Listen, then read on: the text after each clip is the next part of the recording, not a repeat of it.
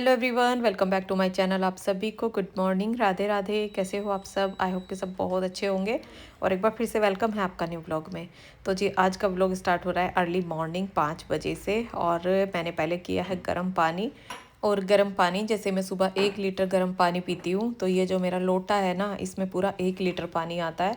तो मैं ये सुबह गुनगुना करके, और गर्मी हो या सर्दी हो, हमेशा मैं गुनगुना पानी पीती हूँ सुबह सुबह। और सर्दी में तो दिन में भी हल्का गुनगुना ही पानी पिया जाता है, क्योंकि बहुत ज़्यादा ठंडा पानी होता है वो नहीं पिया जाता है।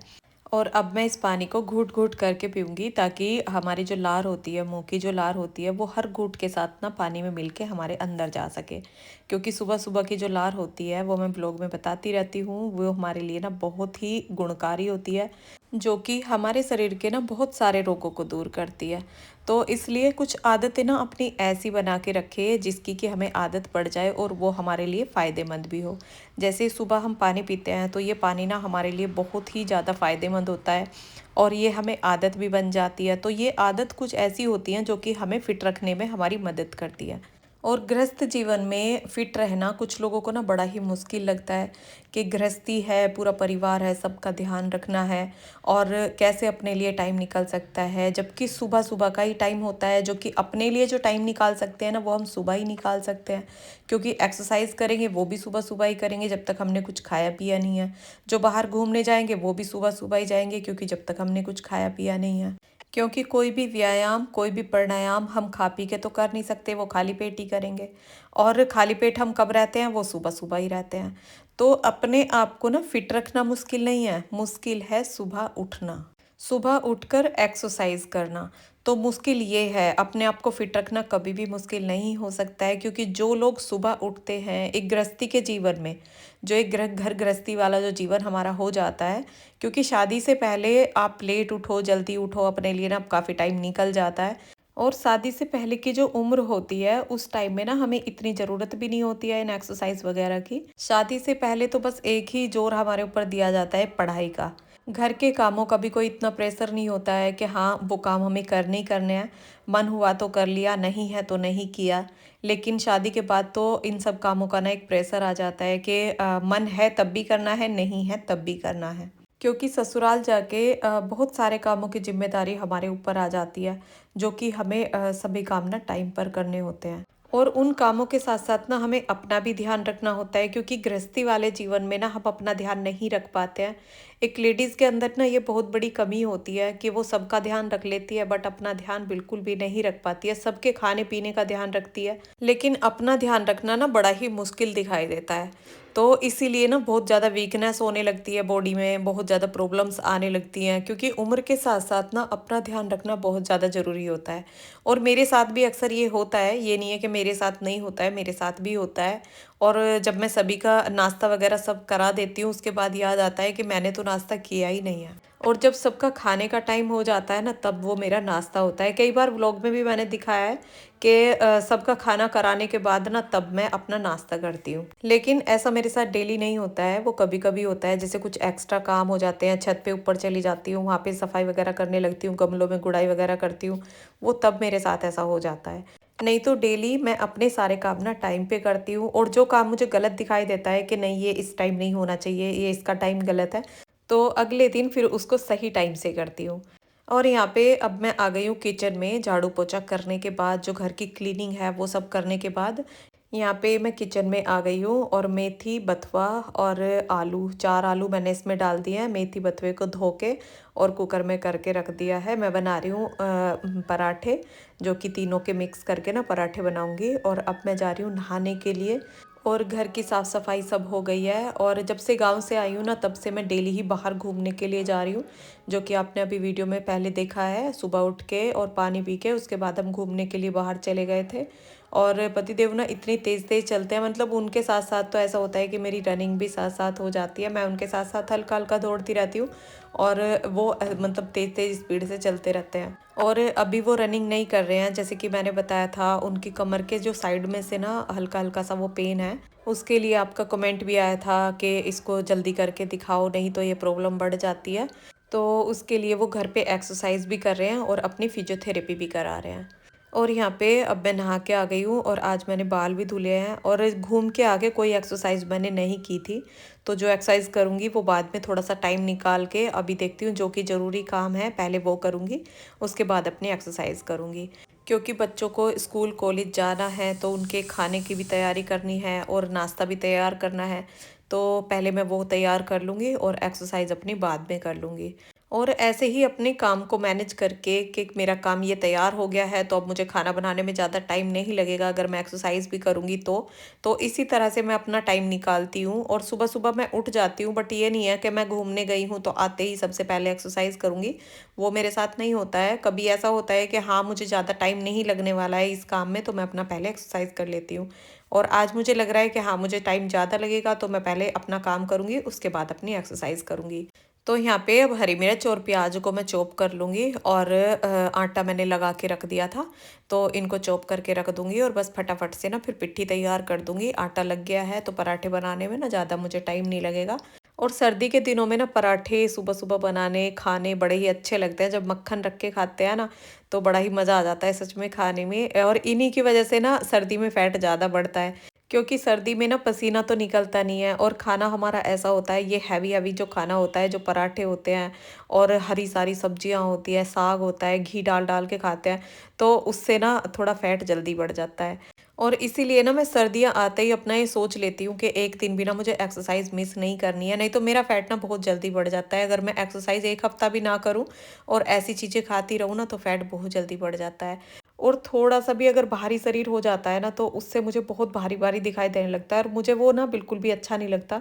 तो मैं हमेशा ना हल्का-फुल्का रहना चाहती हूँ कि मैं अपने काम ना फटाफट से होते हैं। जब हल्का शरीर होता है ना, तो काम भी फटाफट होते हैं। और अब यहाँ पे किचन के सारे काम तैयार करके और अब मैं अपने बाल निकाले हैं, टॉवल हटाया है, बाल निकाले हैं और उसके बाद मैंने सिंदूर लगाया है। लिपस्टिक और बिंदी वो पहले मैंने लगा ली थी। और आपका कमेंट था कि गीले बालों को ना कोम्ब नहीं करना चाहिए।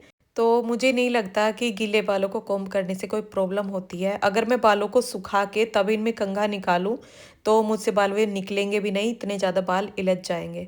तो इसलिए मैं हमेशा गीले बालों को ही कंघा करती हूँ। और बाल जब धुलती रहती हूँ ना, ऊपर से पानी डालती रहती हूँ, तब भी मैं इनमें ऐसे ही कंघा निकालती रहती हूँ। तो गीले बालों को कोम्ब करने से ना कोई प्रॉब्लम नहीं होती है। और अब मैं पूजा करके आ गई किचन में, अभिमन्यु जाने लगा है स्कूल।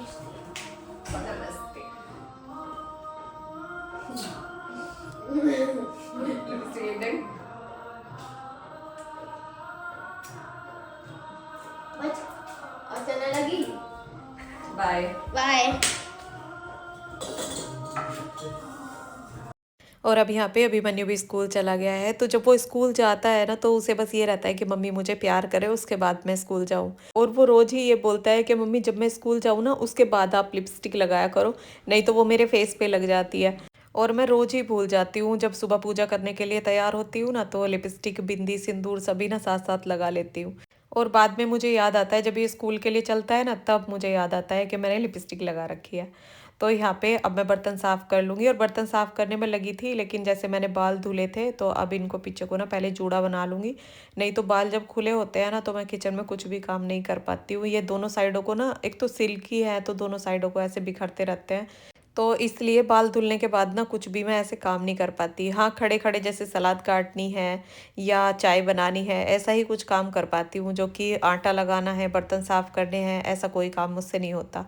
और बालों के लिए आपका एक कैसा कमेंट था, जो कि अब मैंने तो पहली बार ही ऐसा सुना है, जो कि आप बोल रहे थे कि दीदी कमर से जो नीचे बाल होते हैं तो उनके लिए लोग बोलते हैं कि लड़ाई झगड़े रहते हैं और सुख समृद्धि घर में नहीं रहती। तो देखो, ये तो पता नहीं किसने आपको बोला, बट मैंने तो ऐसी बातें ना कभी भी नहीं सुनी है। और लंबे बाल हर किसी के होते भी नहीं है। हर किसी की एक ख्वाहिश होती है कि हमारे लंबे लंबे बाल हों। और लंबे बाल करने के लिए तरह तरह के शैम्पू तेल आप ऐड में भी देखते होंगे, टीवी पर ऐड भी आते हैं लंबे बाल करने के लिए। केश कांति, पता नहीं कौन कौन से शैम्पू तेल यूज़ हो रहे हैं। और मैं भी ज़्यादा से ज़्यादा कोशिश करती हूँ कि मेरे बाल ऐसे ही लंबे रहें हमेशा, क्योंकि उम्र के साथ साथ ना बहुत चीज़ों की हमारे शरीर में ना कमी हो जाती है, जिसके कारण ना हमारे बाल भी ड्राई भी होने लगते हैं, बाल निकलने भी लगते हैं। और उसके लिए ये तरह तरह की होम रेमेडी मैं अपने बालों में यूज़ भी करती रहती हूँ। तो मुझे तो ऐसा नहीं लगता है कि बालों से लड़ाई झगड़े होते हैं। जिनके छोटे बाल होते हैं, क्या उनके घर में लड़ाई झगड़े नहीं होते? तो ऐसी कोई बात नहीं होती है, बालों को तो और शुभ माना जाता है, अच्छा माना जाता है जो लंबे बाल होते हैं। और आपने देखा भी होगा जितनी भी देवी माताओं की तस्वीरें हैं, आपने देखा होगा उनमें उनके कितने लंबे-लंबे बाल रहते हैं। तो मेरे पास तो इसके लिए कमेंट भी आते रहते हैं कि दीदी आपके बाल बहुत अच्छे हैं और आप क्या लगाती हैं, क्या नहीं लगाती है। तो हर किसी की कोशिश होती है लंबे बाल रखने की। और यहाँ पे अब एक्सरसाइज करने के लिए मैंने मैट बिछा ली है। अब मैं अपनी एक्सरसाइज करूँगी, जो कि किचन के काम थे उनसे मैं फ्री हो गई हूँ। और यहाँ राधा नाम की धुन चल रही है। तो अब मैं अपना जो सबसे पहले करूँगी ना, वो करूँगी कपालभाति। और पराठे बाकी बनाऊँगी मैं गरम गरम, जब सब खाएंगे।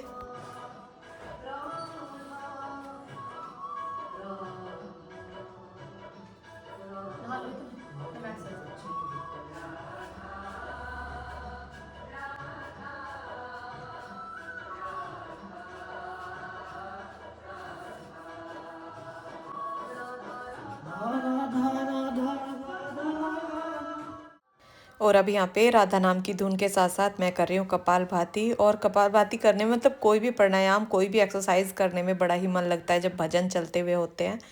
तो यहाँ मैं कपालभाति कर रही हूँ। और कपालभाति अगर हम रेगुलर करते हैं ना, तो कपालभाति भी हमारा जो पेट का जो फैट होता है ना, उसको कम करता है। और अंदर का जो हमारा सिस्टम होता है ना, जो कि पाचन क्रिया होती है, वो भी बहुत अच्छी हो जाती है, गैस वगैरह नहीं बनती है। क्योंकि कपालभाति करने से हमारे अंदर के पूरे सिस्टम की एक्सरसाइज होती है। जो कि हाथों की एक्सरसाइज हम काम करते रहते हैं, हाथों की हो जाती है, चलते रहते हैं, पैरों की भी हो जाती है।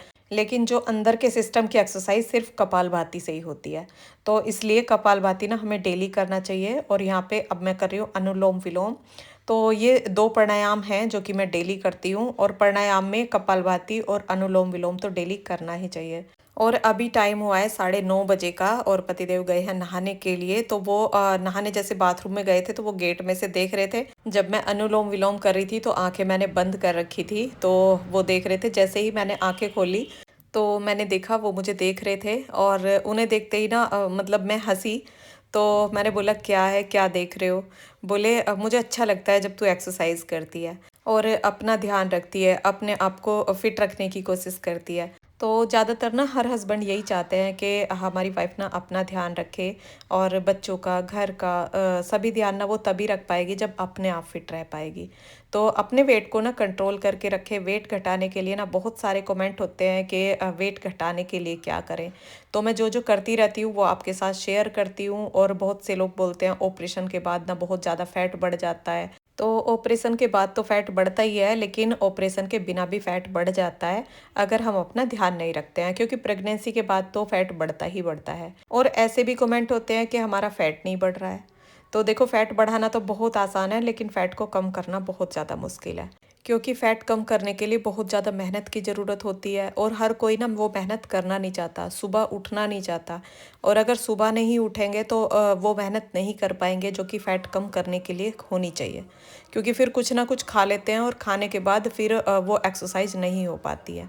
और मेरा जो रूटीन है वो है सुबह 5 बजे से, जो कि सर्दी का टाइम होता है ना, तो सुबह 5 बजे मैं उठ जाती हूँ। और काम वही 6 साढ़े 6 के करीब से मेरे शुरू होते हैं, जो कि मैं घर के काम करना शुरू करती हूँ। लेकिन उससे पहले वही मेरी थोड़े रनिंग भी हो गई है, थोड़ा बाहर का घूमना हो गया है।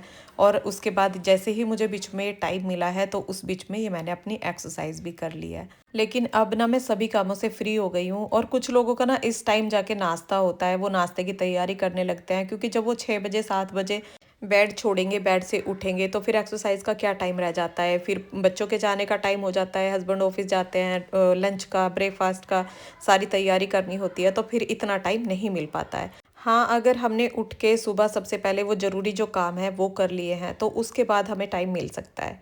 जैसे अब घर के सारे काम हो चुके हैं, और उसके बाद अब मैं फ्री हूँ, तो फ्री होके मैं ये एक्सरसाइज कर रही हूँ। लेकिन सुबह का घूमना भी मेरा हो गया है कि मैं सुबह बाहर घूम के आई हूँ और थोड़ा सा रनिंग भी करके आई हूँ। और यहाँ पे अब सारी एक्सरसाइज मैंने कर ली है। और जो कमर की एक्सरसाइज है, जो कि लेट के, सीधा लेट के किया है ना, वो सारी कमर की एक्सरसाइज थी। और उल्टा लेट के, जो कि कोहनियों पे और पंजों पे मैंने उठने की कोशिश की थी। और गांव में भैया ने मुझे वो एक्सरसाइज बताई थी कि इससे ना जो हमारी बैकबोन है वो स्ट्रोंग होती है। और मेरी बैकबोन में प्रॉब्लम रहती है, जैसे कि मैं ऊपर से गिर गई थी, जीने से गिर गई थी, तो मैंने बताया था। तो उसकी वजह से ना कभी कभी प्रॉब्लम हो जाती है। जैसे मैं एक्सरसाइज वगैरह नहीं करती हूँ, कोई वेट उठा लेती हूँ, तो उससे वो प्रॉब्लम बन जाती है।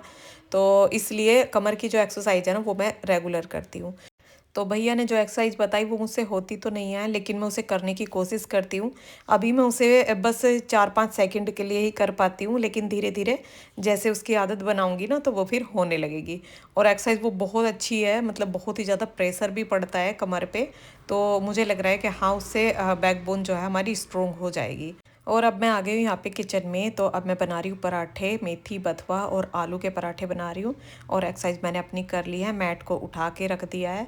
और आपका एक कमेंट था सिलाई के लिए कि दीदी मेरा सिलाई करने का मेरा भी मन करता है, लेकिन मैं नाप वगैरह नहीं सही से लगा पाती हूँ।